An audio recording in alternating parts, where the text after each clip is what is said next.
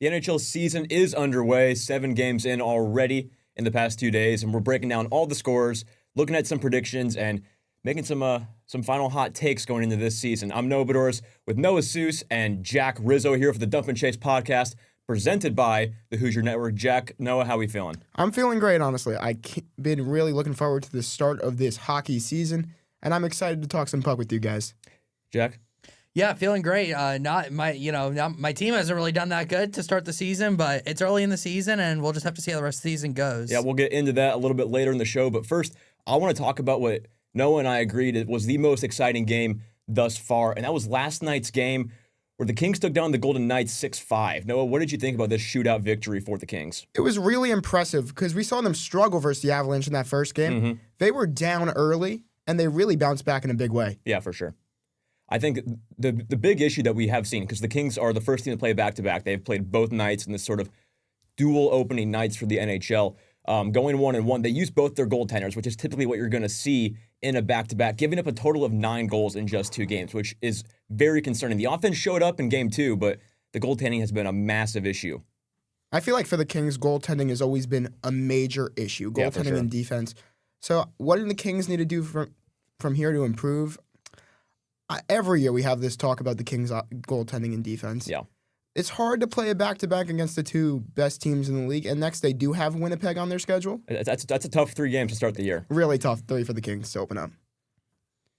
Yeah, it's and no discredit to the Golden Knights here. Like they played a great first game, scored 5 goals, and forced the shootout. Jack Eichel made his first game since the extension. Jack, talk about this Jack Eichel extension, what it means for the Golden Knights. Yeah, well, it's absolutely huge for Vegas, and it's huge they got this done before the season. And it was really important they got this done because obviously they lost Jonathan Marchessault a couple of years ago. They weren't able to extend him. So extending Jack Eichel, who has really improved as a player during his time with Vegas. He's really become a 200-foot player now where he's huge on the power play. He kills penalties. He wins faceoffs. He plays on the top line. He does all this stuff for Vegas, and he's really established this identity of Bruce Cassidy's team and what this Vegas team has become, and they've really asserted themselves atop the standings in the Western Conference. And Jack Eichel has really been at the forefront of it. Yeah, Vegas is kind of like putting all their chips in, sort of the Vegas way on Jack Eichel, and he had a goal and 3 assists last night, which is not a bad way to prove that you're worth the money. Even though he did miss his shot in the shootout, he's definitely proving that he's worth the payday. 100%. He is a top 10, maybe top 5 player in today's game, and I really think he is the spark plug of this Vegas Golden Knights team. Yeah, Mitch Marner also made his debut for the Knights, had 2 assists, and so you're seeing production from the guys that you're expecting to see production out of the Golden Knights, even though they had a bad defensive game giving up those 5 goals. 100%. Mitch Marner, I'm very happy to see him get out of Toronto. That situation wasn't good for him, wasn't a good fit, but I'm very happy to see him producing in Vegas. Come on, camera work. There we go. Yeah, Mitch Marner's done a great job so far. I mean, obviously, again, fresh start situation, the Toronto just kept failing in the playoffs, and Mitch Marner wasn't really doing much to help that cause. But then getting him in a new environment, that top line is really talented. You got him and Eichel and Ivan Barbashev on that top line, and they really showed a lot last night. And, I think this Vegas team is going to be just fine. I don't really think Adin Hill's performance last night is indicative of what kind of goaltender he can be. And, it was a great game between the top 2 teams in the West in the Pacific Division last year. And I think we're going to see these teams have many more great battles as the season goes on. Yeah. I really feel like, sorry to interrupt, I really feel like ahead. we could see a playoff series go 6 or 7 between these 2 teams. It's a coin flip who comes out on top, honestly. Absolutely. 2 absolute powerhouses in the Western Conference. So we talked about the LA Kings are the first team to play back-to-back. Let's talk about the team they played on their first night, the Colorado Avalanche. They showed up in a big way, winning 4-1. Yeah, it was a great game from Colorado. We saw the star players really show up for them. Absolutely. The Nathan McKinnons, the Martin Natchez. Brock Nelson even got on the board to finish this. Well, Nathan McKinnon had 2 assists, and he's now the all-time points leader in Avs history. So which is that's crazy a big deal. to think about. It's Nathan McKinnon. Yeah. In my mind, he's still that young kid that just burst onto the scene. Yep. But he leads the Avalanche in franchise points, which is nuts to think about. Yeah, Nathan McKinnon is just, he just brings a really cool style of hockey to the Avalanche. Just his speed. You just know when he's one of like the 3 players in hockey when you just know when he's on the ice because of just how much faster he skates than everybody else. But I want to talk mostly about Marty Necas here because, this was the guy that was traded in the Mikko Rantanen trade. He was that big piece coming back with the Mikko Rantanen trade to Carolina, and he's really been a worthy player, worthy return in that trade. The 2 goals last night. He's obviously, to be fair, Nathan McKinnon and Cale Makar can make anybody look good in Colorado, but they've certainly done a good job making Marty Necas look good. And the other impressive thing too with Colorado was Scott Wedgwood, their goaltender. I was just going to say that. Scott Wedgwood stepping up as a backup is a big deal. Mackenzie Blackwood's going to be out for a couple weeks, so if they could get performances like this night in and night out from Scott Wedgwood, Colorado's going to be just fine. Yeah, and that's, Colorado has an undoubtedly great set of skaters, but that's kind of the big question mark going in is can Scott Wedgwood be a solid defensive goalie in the absence of Mackenzie Blackwood? And in that first game, playing against an excellent LA Kings team, only giving up 1 goal, he definitely proved himself as kind of this worthy centerpiece for this Colorado team. He looked really good that game. We saw Scott Wedgwood. We see the Devils combo in Colorado. Yeah. These goalies are phenomenal. I like them both. Wedgwood looked really good against a solid Kings team, like you said. I'm excited to see where the Avalanche go from here. For sure.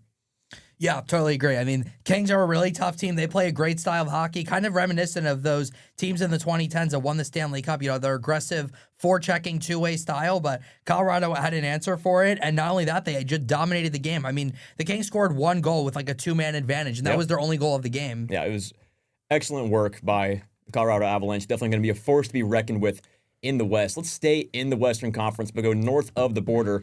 And the other game from last night's slate that ended in a shootout, the Calgary Flames and the Edmonton Oilers. The Flames taking on the reigning Western Conference champs in Edmonton and took them down. I was really impressed with what I saw from the Calgary Flames last night. They were down 3-0 very early in a tough road environment that Edmonton is, and we saw them claw back in a big game to start the year. I mean, you talk about making a statement to open the season. I mean, this is a Calgary team that many people, including myself, have been pretty critical of after a bit of a lackluster offseason. I'm not really sure if they're going to be able to finish with 96 points again, but you wouldn't know that after the way they played on opening night. I mean, I want to talk about Dustin Wolf, their young goaltender. You keep taking my goalies. I was just about to talk about Dustin Wolf got extended. 32 saves on 35 shots. He was second in the Calder Trophy voting last year, and no matter how much Calgary struggles to score, if Dustin Wolf is going to have games like this, they're going to be content for a playoff spot in the West. Absolutely, and with the 7-year extension he just got over the summer, he's definitely going to be that solid goalie in the net. And like you said, Calgary's not a team that we don't have high expectations for them this season, but the way they played last night, they could definitely surprise all of us. 100%. Calgary they have a good team on paper. I like what I'm seeing. And I feel like they could be really fighting for a playoff spot when it comes to March and April. So let's flip to the other side of this matchup, but kind of talk about the big storyline off the ice, the Connor McDavid extension. What do we think about this? 2 years, $25 million. I love it. Is this pocket change for the best player in the league? I feel like it is. He's took a very team-friendly deal, which shows he believes in Edmonton's core for the next 2 years. Let me tell you something. He's going to get paid in 2 years. Yeah. He's going to be get paid $25, $30 million. It's going to be a great for McDavid. Big payday coming soon. Yeah, just a really friendly team contract for Edmonton. It keeps their cup window open. We also saw Matthias Ekholm get extended on a pretty team-friendly deal as well a couple days ago. And they also extended Chris Knoblauch, their head coach. So they're really building a foundation there at Edmonton. And obviously this is a great way for them to navigate around the struggle of trying to make McDavid the highest paid player in hockey by, allowing this to play out for 2 more years and giving them 2 more years to win a Stanley Cup. But I will say real quickly, they got to figure out that goaltending situation. 100%. Yep. It's an issue where this is an excellent team that's going to compete for the Cup this year, and you're keeping the same core that's gone to back-to-back Cup finals. Last night you had Nugent Hopkins had a goal and 2 assists. You had Leon Draisaitl with a goal and assist, 400 career points or 400 career goals for him. But what's the goaltending situation looking like in Edmonton right now? It's not looking good. Stuart Skinner is he's very solid. He won't win you the Stanley Cup. He took you there. But he's not going to win it for you. Look at Bobrovsky. Yeah. He is a franchise goalie. He didn't look like that in the first game. No. But he's a franchise goalie. Yeah, and that's always kind of the thing that you look at is a team is only as strong as their goalie is weak. And so the Oilers have a lot of question marks in that goalie position, and that's going to ultimately lead them to not winning the Cup this year if they can't figure it out. Exactly. Yeah, I totally agree. I mean, even last year in the playoffs, the Edmonton wasn't really committed to Stuart Skinner. I mean, we saw Calvin Pickard get time in the Stanley Cup final. I mean, I'm interested to see what Connor Ingram can do. You know, they brought him in a couple of days ago. I know he's in the AHL right now, but I wouldn't be shocked if he's up I on the roster. think you should call him up right now. I agree. Yeah. I think if he's a guy that you're legitimately thinking could have a chance of being your day in, day out goalie, let him be the goalie number 2 right now. Let it get some time on the ice. And the thing too with Edmonton is that they keep digging themselves in these massive holes to start every season. Yep. Why wait? Why try to go out and win this Pacific Division? Yep. Stop having to go on the road in every single playoff series because the Oilers probably have the most talent in this division. So go out, get Connor Ingram, establish him as your number 1 goaltender, and give yourselves a chance to win the Pacific Division this year. Exactly. They need to go, like you said, at the deadline. I could see them making a move for a goalie. I can't think of a name off my head right now, but they got to do it. If they want to be a true contender, stick with the Stars. I know they made the Cup. Stick with the Stars. Stick with Winnipeg, who have true number 1 starting goalies. So I want to ask you guys, since we're on the topic of this division, how is the Pacific Division looking like this year? We talked about the Kings already, and just the projected final standings for you guys. Because like we said, every year Edmonton is supposed to be great on paper, but they just fall into that 2 or 3 spot. How's the Pacific looking, Noah? I really like the Golden Knights at number 1 here. And then I'm going to set it up. I'm sorry, everybody who doesn't like the Oilers and Kings for the 5th time. I'm doing it one more time. And then we're going to get the Flames in the playoffs there. Yeah, I'd say you think Flames are a playoff team? I think they are a playoff team. Because of last night. Not because of last night. I thought that before the playoffs. You did? Before the season started. Are the Flames a playoff team? I still don't think so. I just think it's going to be really hard for them to be able to score throughout the year. I think Dustin Wolf is going to play great, and that's going to keep them in the playoffs because if you have a good goaltender, you could stay in the playoff race. I mean, that's kind of what the Rangers have done the last couple of years, but I just don't think there's going to be enough scoring on this team. I think they're an aging team. I don't think some of these veterans who had crazy years last year are going to be able to do that again. I mean, honestly, I think there could be another team in the Pacific that rises up to maybe that 4th spot this year, and that's the Anaheim Ducks. Really? I mean, they had a 21 point improvement from 2024 to 2025, and I really like the hire of Joel Quenneville as their head coach, a 3-time Stanley Cup champion. I mean, we all know how the top 3 are going to play out in this division, right? Yeah. Vegas, Edmonton, the Kings. You can put it in whatever order you want. We know those are the 3 best teams. We know we're going to see those teams in the playoffs, but I think it's going to come down to the middle of this division in terms of how good of a division this could be, because it's possible we could have 0 teams in the playoffs from this division again, or maybe, who knows, maybe Calgary is better than we think. Maybe Anaheim surprises us, and maybe there's 5 teams in the playoffs instead. We'll just have to see how the Pacific Division plays out. No, I disagree entirely with your maybes. I think that it's a clean cut Kings, Knights, Oilers. That's all it's going to be. Again, not sure what order it's going to be. The Kings are going to. It's going to be a repeat of last year, in my opinion, where you're going to have the Knights and then the Kings and then the Oilers, and that's all that's coming out of the Pacific. My main concern is a team that you guys haven't talked about yet, the Seattle Kraken. Yeah? I think the Kraken do give it a good fight. Okay, why is that? We saw a couple years ago, they do have a number 1 goalie. Yeah. They do have a good roster on paper. I like what I'm seeing out of them, and I think they could be a sneaky wild card team and fight for a playoff spot. But you got to keep in mind, if they're going to be a wild card team, they're not just competing with the 3 excellent teams in the Pacific. They're also going to have to compete with the Central, which might be a gauntlet this year. Yeah. So you're saying that Seattle can overtake teams like St. Louis or the Preds or the Wild or the Mammoths as a wild card team? 100%. Okay. I think Seattle can definitely be in that fight with the roster they have right now. Yeah, I'm a bit worried with some of the injuries they have. I mean, Kaapo Kakko is going to be out for the first month of the season. He had 30 points in 49 games after coming over from the Rangers. I mean, it's great that, obviously Seattle had that great season 2 years ago when they went to the second round, took the Stars to 7 games, but I just think the division's too loaded. I think they're too young, and I'm just not sure if this is their year. Maybe in a couple of years. I just don't think this will be their year. Yeah, I think this is going to be a season where we see very little change in the standings compared to last season. There's not a whole lot of teams that I think are on the come up. Few teams I think are going to take a step back. We can talk about that later, but yeah, truly, I don't think that the Western Conference is going to shake up that much. It's a very good conference. It's all around stacked with the Stars, with the Jets, with the Blues. All those teams are just insane with talent. I like a lot of those teams, and I think the winner of the Stanley Cup does come out of the West this year. Really? Who is that? That's the Dallas Stars, in my opinion. Okay. I agree with the conference, but I really think the Edmonton Oilers can do it this year if they figure out their goaltending. But they have to figure out the goaltending. Absolutely. But they've gone to back-to-back cups without having a solid answer in goalie, and so I really think you could ride the wave of just an excellent offense with one of the greatest players of all time and finally make this the year. I think it really depends on who you play in that Stanley Cup final. Yeah. I think it's not going to be the Florida Panthers. It's not going to be. If you get a team like the Hurricanes, for example, I think they're totally outmatched. Sure. On defense, in net, and maybe even on offense. You're saying that the Canes would beat the Oilers or beat the Stars? Beat the Oilers, not the Stars. Okay. So I have the Stars beating the Oilers, beating the Canes in 6 games in the Stanley Cup final. Jack, what do you think?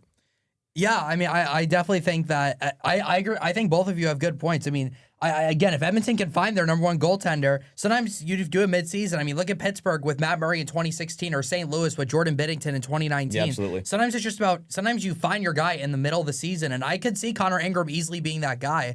And then I think, as I said, I think Dallas is probably the most talented roster in the league, but I disagree with you guys. I don't think the Stanley Cup champion comes out of the West this year. I think it comes out of the East, and I think the Tampa Bay Lightning are going to win their 4th Stanley Cup. All right.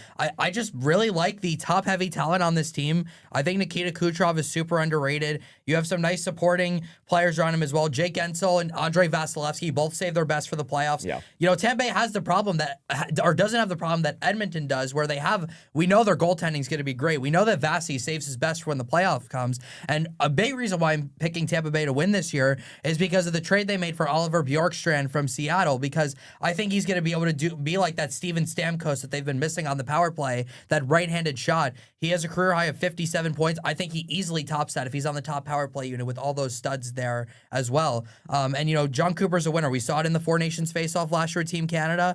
I think the East is relatively weak this year. I think Tampa can avoid Florida. They could easily get through this conference. And I'm going to say they play Dallas in the finals, and I'll give it 6 games, just like what 2020 was, the bubble. All right.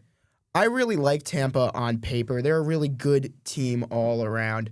The one problem I see standing in their way is the Toronto Maple Leafs this year. Yeah. Toronto has developed their team fully depth out. They got rid of Mitch. Mitch was a big loss, like I said. But I feel like Toronto is going to win that Atlantic division. They're going to be in first. And they're going to make a run, which we haven't seen out of the Toronto team in a while. Well, let's go ahead and talk about this first game then for the Toronto Maple Leafs. No, what did you see out of this 5-2 win over the Canadiens? I saw a lot. Like back in the day when we watched the Toronto Maple Leafs game, playoffs or not, we saw the top guys score. This game, we saw the depth pieces come in and really provide a spark for that Toronto Maple Leafs team. You didn't need Mitch Marner. No. It showed. No, and Stolarz played an excellent game in between the pipes as well. 29 saves on 31 shots. That was an excellent performance. I think it's a really good offensive Montreal Canadiens team. The biggest issue that I thought, and this didn't pass the eye test, but it passes the stats test, if that makes sense, was just how quiet Matthews was in the first game. Only had 1 shot. He did have an empty netter at the end, and it was a decently impressive empty netter to ice the game. But like you were saying, the Stars weren't really showing up for the Toronto Maple Leafs.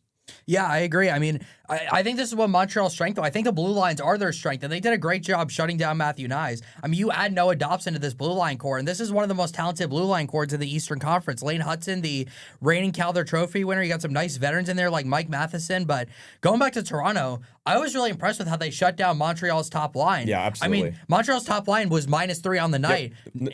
Yeah, nothing from Caulfield, nothing from Suzuki, nothing from Ivan Demidov, the highly touted prospect. So a really nice showing from Toronto on opening night. Exactly like you just said, Jack. Montreal has one of the most stacked front lines that I can think of, where there's just a lot of names that I expect to play well. Young names that I think are going to really pop out this season, but none of them did anything last night. All were in the negatives. Demidov, who we expect to have a historic rookie year, did nothing. Suzuki did nothing, and there's just a lot of question marks for this offense of the Canadiens. Again, you're playing an excellent Leafs team, and that's going to be a major factor going into it, but Montreal looked flat last night. Yeah, it's one game too. Yeah. Yeah, I don't think we can really judge the whole team based off a game. No. They're really good. They have a lot of talent. Yeah. They're going to be in the playoff fight. I think they're an easy playoff team. For sure. What did we think of Noah Dobson last night, guys? Same thing with the rest of the roster. He was flat. He didn't impress me. He's definitely a piece that Montreal needs. He's a guy that fills that hole in defense that Montreal's been having, but he didn't do anything that stood out to me last night where I think this is definitely the guy that Montreal is looking for. It didn't look like a franchise defenseman to me that night. I'm still really impressed with Lane Hudson. I was going to say, Lane Hudson was lazy. He was. We were talking about this earlier. That was the takeaway for me. If I'm a Montreal Canadiens fan, is how lazy Lane Hudson was at the end of the game. He was very lazy with that empty net that Austin Matthews scores. Very impressive for him to hustle down, get the puck, and just put it in. But Lane Hudson was incredibly lazy on that play. Same with Dobson. Yep. We need show some grit. Come on. Well, and that's the thing where you have those two guys is that Hudson's much more of a offensive-minded defenseman. And so that's kind of a skill that he needs to pick up is how can he be a better defensive player for this Montreal team? Because you pick up Noah Dobson, and he's supposed to kind of pick up that slack, but neither one of them were really able to stop Toronto last night. Noah Dobson, when he was with the Islanders, was very not defensive-minded, what I saw. He was very offensive first. He would always get caught. So if this stays like it is in Montreal, if him and Hudson keep playing like this, I don't think it's going to go well for the Canadiens. Yeah, no, I agree. They certainly did look lazy at the end of the game. And, having watched so much Rangers hockey, Marty St. Louis being a former player for the Rangers, I just know that he is not going to be happy with the laziness shown at the end of that game. He's no nonsense coach. He's gonna get them for it, and he's gonna demand better from the players, which I think is completely reasonable. I think this Montreal team's gonna have a great season. And for how many players didn't show up last night, they still kept it pretty close with Toronto. It was a 3-2 game. Yeah, there were two empty netters. The score is not really evident of what kind of game it was. Yeah. So despite all their mistakes, they still played pretty well. And once the season progresses, I think they're going to be a really hard out for any team in the Eastern Conference. Yeah, I think last night for the Canadiens was just an example of little brother taking on big brother and just wasn't suited for this situation. Montreal's a young team. They're going to get whipped into shape. They're going to have an excellent year, but they just kind of got punched in the face by a very good Toronto Maple Leafs team last night. Yeah, agreed. Let's talk about the reigning champs and what I would describe as the biggest it's up there as one of the biggest disappointments of the first 7 games. How did the Florida Panthers just barely squeak past the debatably worst team in the league, Chicago Blackhawks? To be honest, the Panthers didn't even look that great. We didn't even see the Marchand, the Ryan Hart, the Verhaeghe. Verhaeghe stepped up, he scored. But we didn't see the big guys. Mm-hmm. You can sense the missing of Barkov and Tkachuk. Yep. And we really saw the former Panther, Spencer Knight, step up for the Hawks. I really enjoyed watching that game. It was a great game for the Hawks, and they deserved to come out with those 2 points. Yeah, the Blackhawks played a weird game because they only shot the puck 19 times. So Bobrovsky went 17 and 19 in his first game, and it kept the game close. But the Blackhawks weren't doing that much offensively. They were just getting it between the pipes when they were shooting the puck. Exactly. Bobrovsky didn't play. We know there's a lot more talent in Bobrovsky. Yeah. Could oldness be just getting to him here? I don't think so. Because it's 17 of 19. If he saw 9 more shots, I think he would have stopped all 9, and that would have been a much better save percentage. But because it was just Chicago just didn't shoot the puck very often, he reflected that poorly in his stats. That's what I think Florida did well in this first game. I mean, one thing that Florida really impressed, and these guys always impress, it's that top defensive pairing of Ekblad and Forsling. Yeah.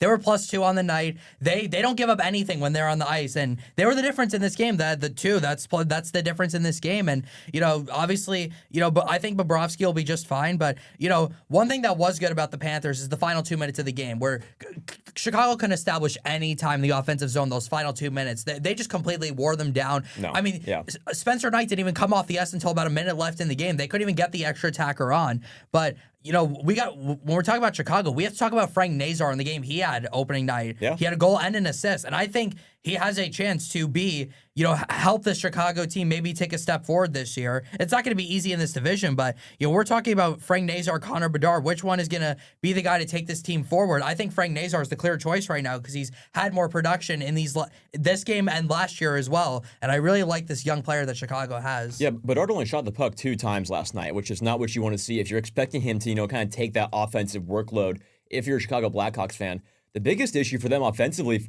for me, was that they went 0 for 3 in the power play. Just not able to take advantage of this. And there was much worse performances in terms of the power plays that I'll get to later. But going 0 for 3 against a great team is not a way that you're going to win hockey games. Definitely not the key to success in today's modern day NHL style. And I feel like we just needed to see more of Bedard. Yeah, like you said, I agree. 2 shots? Come on, Connor. We need a little more from you here in the first game. But I do like this young core that they're building here with Nazar, Bedard, and Spencer Knight. It's a good young core. And they also just need another top 5 pick to just round this core out. Yeah, I think it's still going to be a few more years before the Blackhawks are competitive. But what does the rest of the season mean for the Florida Panthers?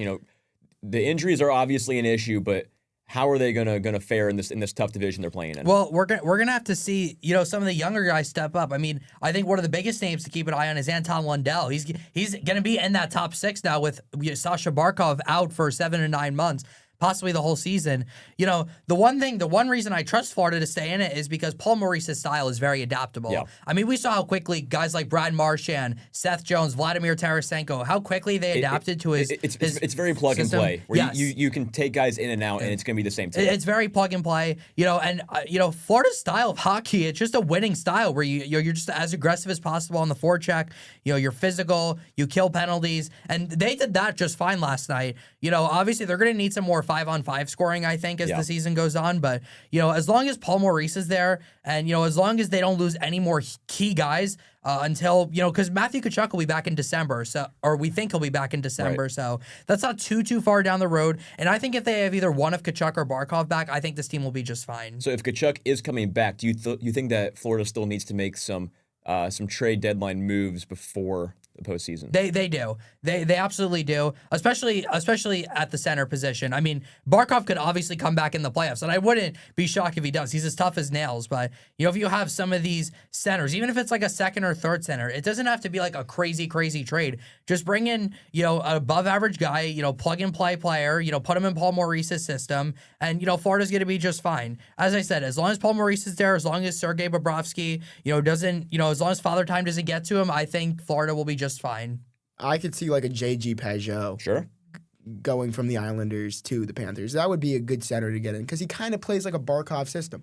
Yeah. He wins draws, not flashy at all, but he's the perfect second or third line center that the Panthers could need. Well, and the Islanders are doing very much kind of a reshape of who their core is, and so that could definitely be a situation where they're selling at the deadline, and that's going to be Florida's going to be a buyer for sure.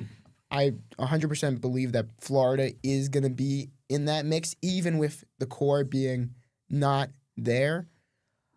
I think by the deadline, they could be a point or two out. I'm going to say, I'm going to be honest.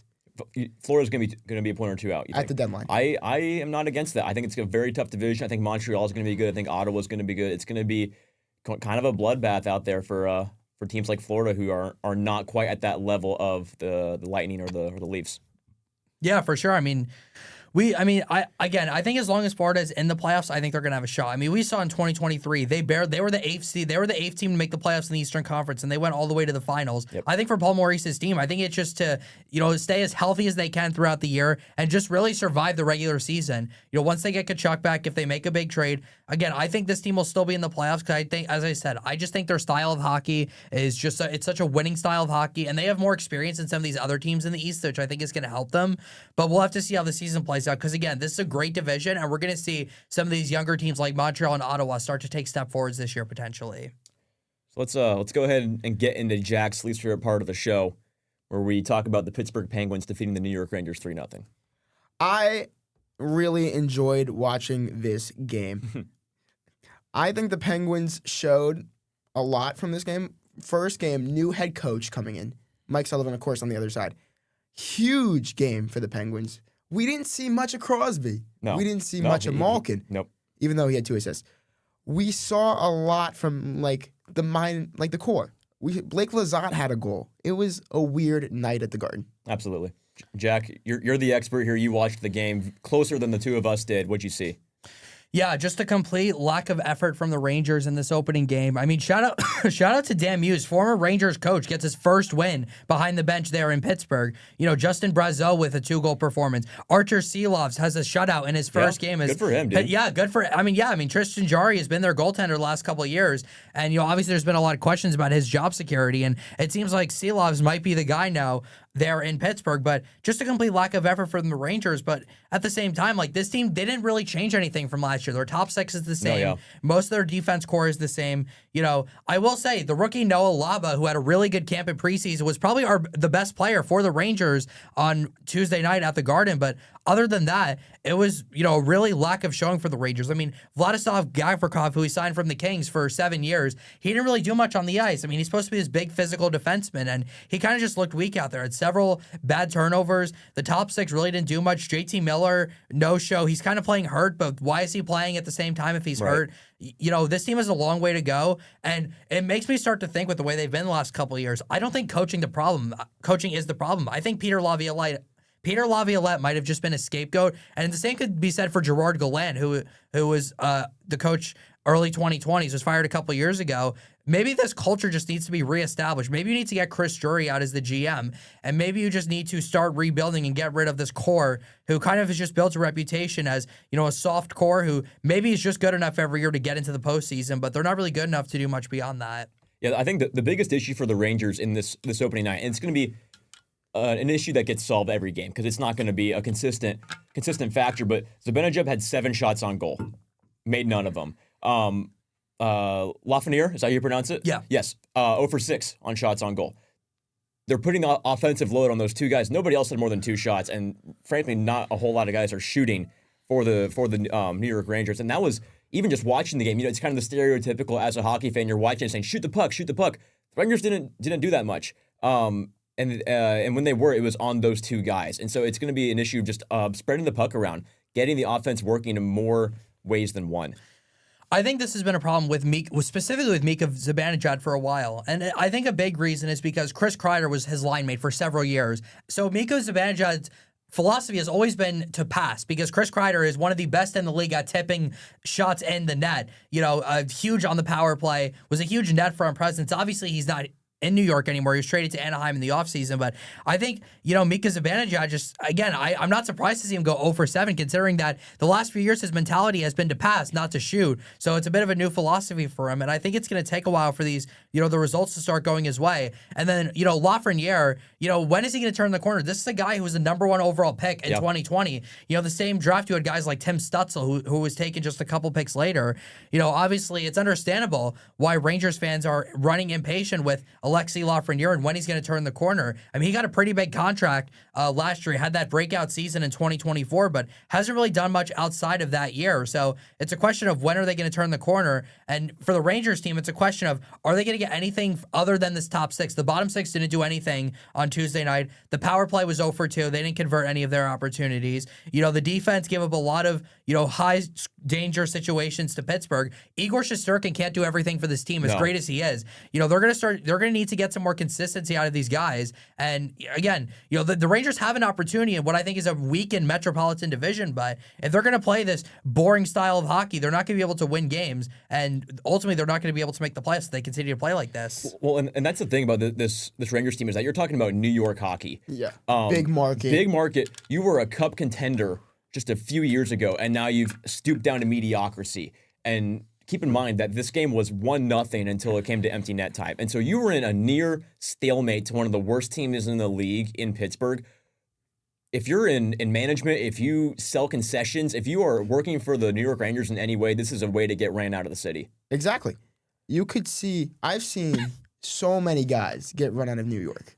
And then when they leave New York, just look at Saquon Barkley. I'm going to be honest with you. Tonight's a big night for him. Tonight's a huge night for him. Saquon Barkley looks awesome in Philly. Yeah. MVP numbers. Daniel Jones. Daniel Jones right now. Just look at him.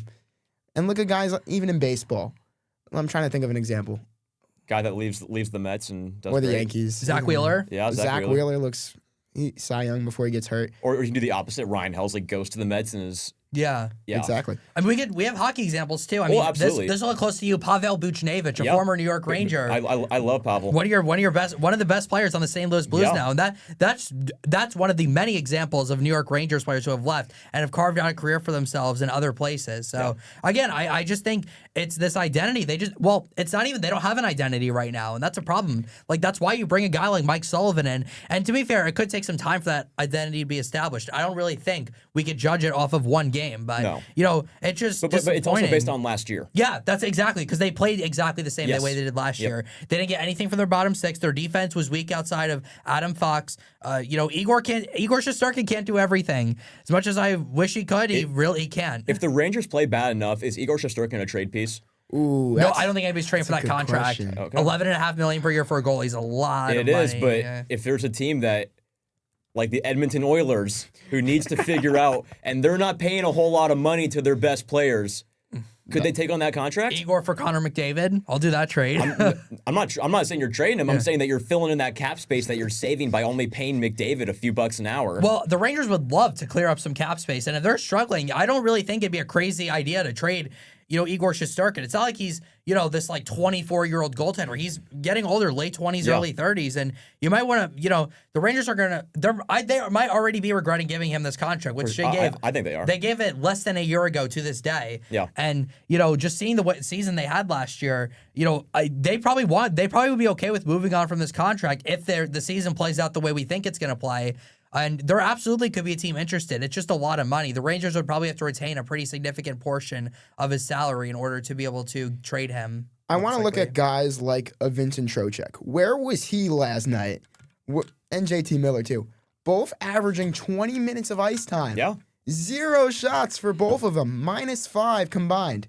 That's a problem, ladies and gentlemen. Well, and that ties back to why Zibanejad is shooting the puck 7 times against the Pittsburgh Penguins, and you're not passing to guys who are supposed to be scoring. Even Panarin, 2 shots last night in the -3. Yeah. You need Panarin. Yep. I think if the Rangers aren't in it, we could see Panarin be a potential trade piece at the contract years. That could definitely be a possibility. All right, so let's save ourselves some time and move on to the final game of this these opening day slates. The Boston Bruins took down the Washington Capitals 3-1, and this Washington Capitals team is a team that you guys have both talked about as being potentially very disappointing compared to last season. Suits, what did you see out of the Capitals, and do you think it's a bad omen for the rest of the year? Let me tell you something. I saw exactly what I expected out of the Washington Capitals last night. The Capitals are just so overrated, so many flaws.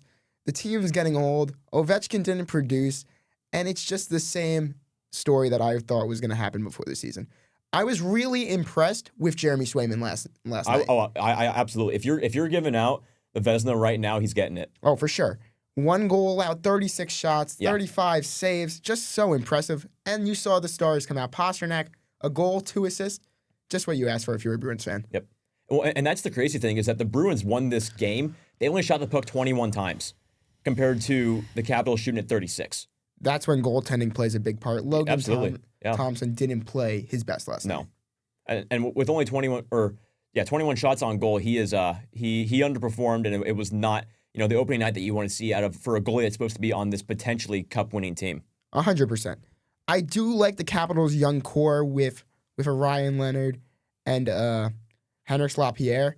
It's a good young core, but the older guys, there's too many of them. You have an Ovechkin. Dylan Strom's not doing what he did last year. Yep. Tom Wilson getting up there in age. Wilson had their only goal last night. That's just terrible. Yeah. Jack, what do you think? Yeah, I mean, this is a really impressive showing from, a Boston team who obviously had a fire sale at the trade deadline last year, not expected to really be a competitor in this loaded Atlantic division. And it's funny that they won this game too, considering that something we haven't talked about. They took 5 penalties last night. Yeah. That's not sustainable. Yep. They killed off all 5 penalties, but you could not take 5 penalties in every game this season. But obviously that's a testament to how good their penalty killing was and how good Jeremy Swayman was. Yeah, I think this was really just indicative of what kind of season Washington's going to have, where it's not even really their play on the ice. It's just not they're just not going to have as much luck as they did last year. No, absolutely. Alexei Protas is not going to shoot 20% again this year. Ovechkin's not going to have 44 goals in 65 games. I will say, the way Boston played last night is the way they're going to have to play all season if they want to contend for this Atlantic division, considering that, David Pasternak with 3 points, Morgan Geekie with 2 points. He's probably their second best offensive player after Pasta. Jeremy Swayman, 35 saves on 36 shots. Incredible. That's 972 save percentage. This Boston team, if they're going to want to compete, they need those 3 guys specifically to be consistent contributors all season long. And for Washington, it's just a question of how do they respond from this loss. I think Spencer Carberry is a pretty good coach. Yeah. I just think he has to be able to tell this team, okay, we had a 111-point season last year, but we have to understand there are still things we can improve on, and we can't just count on the sheer luck we had last season to bring us back to the playoffs again. So do you think, Susan, I want to ask you this. Do you think that the Bruins are making a statement as being a team that can compete in this Atlantic division? Because keep in mind, we said that there's 5 teams in this division that we believe should be playoff teams. Will the Bruins be competing for one of those 5 spots? I'm going to say no. I agree. This division is way too stacked with the top-heavy teams. With Boston, I'm going to say absolutely not. They're not as good as, I'm going to say Ottawa, I'm going to say Montreal, Toronto, Florida, Tampa. Okay. Those are the 5. Yeah, I agree. I don't think this is a year for Boston to contend. There are some things I like on this team. Jeremy Swayman's a Vezina contender. I think the blue line core is pretty solid with McAvoy and Mason Lohrei, Nikita Zadorov. I think you got some good players there, but I just don't think there's nearly enough scoring depth here in Boston. I mean, it's pretty much the David Pastrnak show and Morgan Geekie at times. They don't really have anybody else in this offense who I think is going to be a consistent contributor all season long. And I don't think this is really a team who's in a position to really go out and buy at the trade deadline. I think Boston's committing to a rebuild, which I applaud them doing because I thought it was time.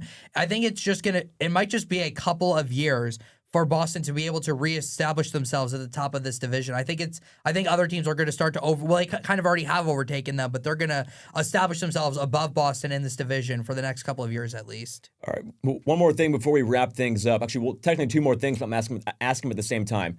What's your biggest overreaction from night 1? And I'll start on this. Biggest overreaction, and what are you most excited to watch tonight as the regular season kind of gets fully underway? My overreaction is that the Florida Panthers season's over. I think the way they played against a very bad Chicago Blackhawks team is a terrible omen. They're playing in, like we said, a very tough division. The injuries are going to plague them, and they're not even going to compete to be a playoff team this season. My overreaction, this is tough. I think it's Montreal. Yeah? People are knocking Montreal for going into a tough Toronto environment. I know this core is good. We all know this core has so much talent. It was a tough game. Honestly, it was a very tough game. Tough to get a win there and those 2 points. Yeah, well, I'm going to kind of go against what I've been saying. My overreaction is that the Calgary Flames are not as bad as we think they are, and that their success last year may be more sustainable than we think. I mean, you talk about not playing really that great of a game. You know, they gave up multiple power play goals. They dug themselves in a 3-0 hole, and they still managed to come back on the road and beat an Edmonton Oilers team who's been in the Stanley Cup Finals each of the last 2 years. If Calgary can play more 60-minute games later down the road, you know, maybe they'll be a competitor in this Pacific Division. And, you know, another overreaction could be Dustin Wolf could be the Vezina Trophy winner this year, you know, to kind of build on that. You know, if Dustin Wolf continues to have games like this, he's absolutely going to be in that conversation. And if we're going to see some of these veterans once again be able to turn back the clock and have a great season, maybe Calgary will compete in this Pacific Division and compete for a playoff spot again. All right, so which game besides your own team are you most excited to watch tonight? For me, it's Devils Hurricanes. That game is going to be exciting. I think is it Carolina's home opener? I think so. I believe so. I think it's our first game, period. I think these are the 2 best teams in the Metro flat out.